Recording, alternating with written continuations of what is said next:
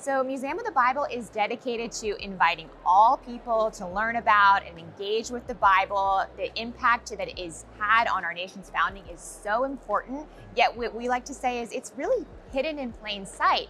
So Museum of the Bible is in Washington, D.C., so that we can be right there as part of, when you're visiting all the Smithsonian's, you can stop and see how the Bible is a part of each one of the stories that the museum is telling about our nation's history. It was intentional. They looked at a lot of different sites when they decided, let's create a Museum of the Bible. But being in the nation's capital was really, really important to the founders because we wanted to show that the Bible was tremendously important to shaping our nation, the values that this country was founded on, the culture.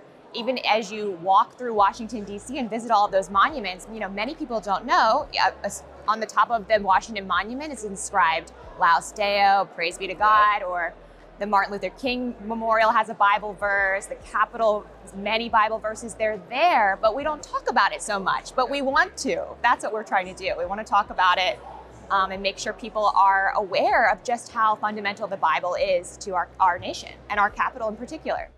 I think that what we've done, what we try to make sure people feel like, okay, you're not going to get preached at, right? We're going to come, we're going to show you the facts, the scholarly research, the ancient artifacts so that you can take a look and think for yourself, right? Okay, I'm looking at some papyrus that maybe it goes all the way back to the 2nd century and following that translation. And so we're going to let you explore and at your own pace kind of thing and see how you feel. But, we've had a lot of really positive feedback from, our friends in the Jewish community, across faith communities wanting to work together and say we're all interested and the Bible is impacting all of us across all cultures. This is a book that no matter what you believe, but of course, especially if you're a Christian, but no matter what you believe, the Bible's impact as a living document that has tremendous power today, in the power of our nation's capital, that is very much alive, and you were showing that in a way that I think is you can't see anywhere else. I mean, outside of Israel, it's the largest collection of antiquities from the Holy Land.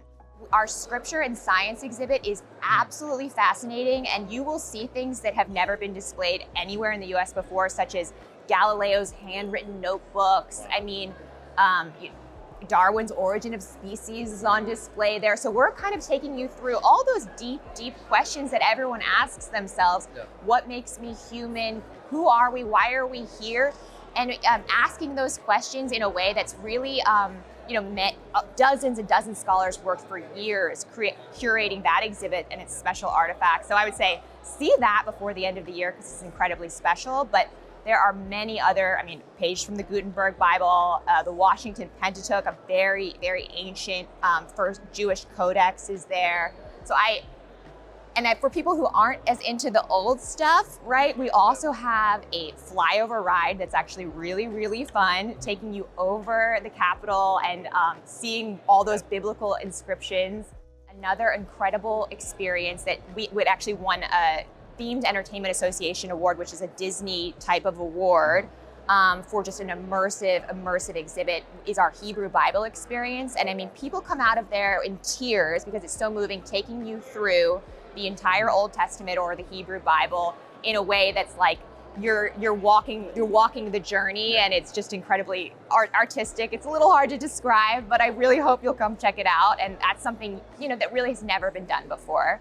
Yeah, I think that's such a good question. How do you market the Bible? Well, it markets itself in a way because it's the greatest story ever told. Yep. So my job is in many ways challenging because the Bible can be, people have preconceived notions of it, but also the stories, the wisdom contained in the Bible are just so incredible.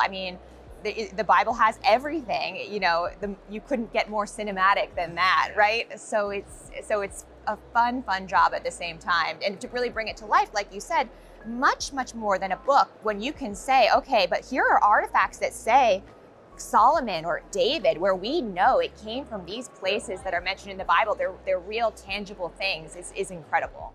our intent is not necessarily someone who's already in a deep faith to make any kind of change to that, but really just to show the Bible and say, come see it for yourself and explore those connections, whether you're a devout Christian or a devout Muslim or a devout,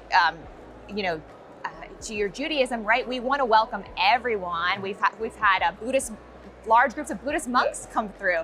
And of course, all the different, Catholic, or whether you're Catholic or you're Protestant, or you're Lutheran, there's all these different divisions, and it's just fascinating and challenging to put them all together and say, we don't necessarily want to give you an opinion. We just want to invite you to learn more, and maybe you'll be intrigued to go home and crack open that Bible that's been sitting on your shelf, because most people do own one, and discover more, read a bit more. Well, I think, it seems a lot of times we get the question that what's the best translation? What's the one that I should be reading? And what I've found from, asking some of the Bible experts is they can't answer it. It's a very personal question. That's why a lot of those people go back and they study ancient Greek, they study ancient languages so that they can try to read the original translation. So that's one that I've found that it's really helpful, some sections of the museum where we're showing you what the translations are and how translations evolved.